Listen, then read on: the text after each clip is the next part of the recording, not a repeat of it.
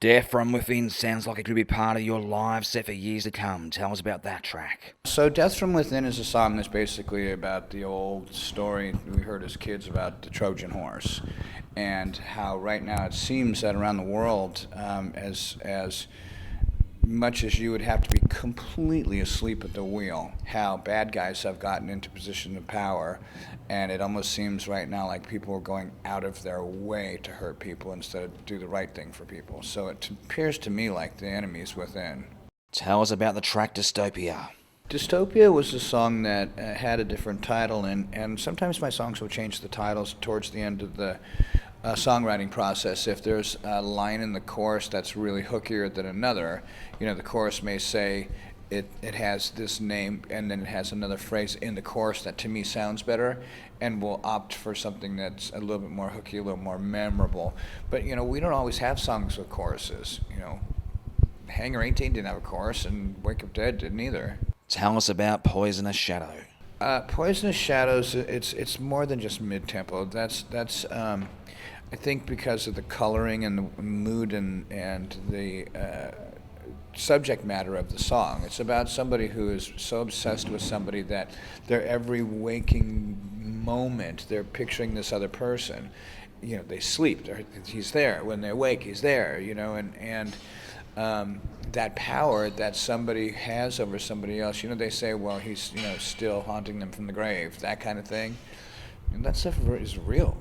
Conquer or Die is an instrumental track that features some great nylon flamenco guitar. Tell us about that. Actually, that song was supposed to have been written something very similar to Eruption, and excluding going into You Really Got Me, we wanted it to go into Lying in State, which I thought was a really cool, heavy song. So I think that the two together, they're supposed to dovetail together, Conquer or Die, Lying in State. Can you tell us about The Emperor?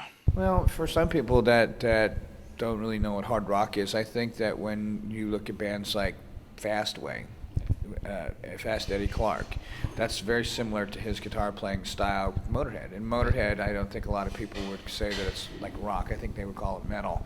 So metal is a very, the terminology is so broad anyways, so many other things fit into it. I would agree that it's more of a metal track than a thrash track. So I get where you're coming from. I totally agree with that too. Just like Me Hate You's more of a track like an old Scorpions track. Yep. Let's talk about the song Post-American World. So Post-American World was supposed to be a different song too, and the subject matter was a little frustrating for me, and I didn't want to write about something that was as deep as what I was going to write about.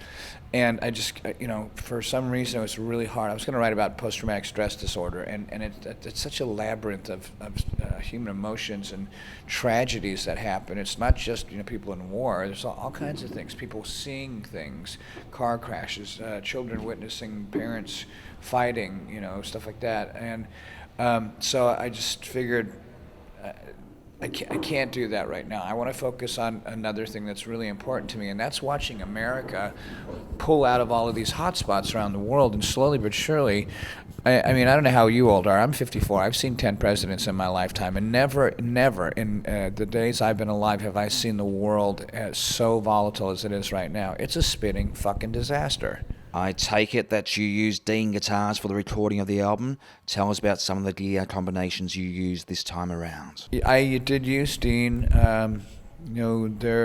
The amplifiers that we used were many. There were several different configurations. My rhythm, I used the JVM 410s. For my lead, I used a Randy Rhoads white JCM 800. A little bit of some pedal stuff in there, like a flange, a chorus, a fixed wah pedal, stuff like that. But the most important thing I think in the studio, it's your hands. If you don't pay attention, I think a lot of people go in there and just the proper fretting and picking technique can be the difference between a chord slapping you in the face and punching you.